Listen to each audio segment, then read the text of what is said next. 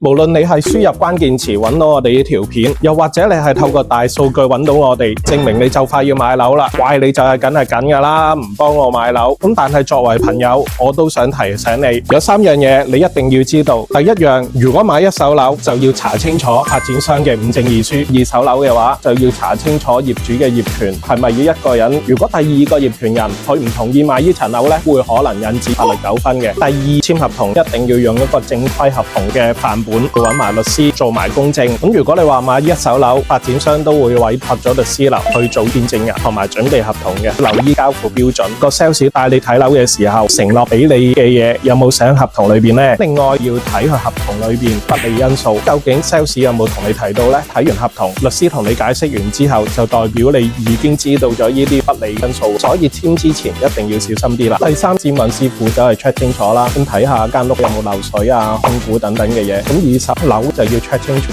個樓齡係幾多，需唔需要維修，因為呢啲都計埋落個成本裏邊噶嘛。要避嘅慳又點知咁少啊？如果大家想深入交流，喺評論區裏邊打3個6，到時我哋再慢慢傾下。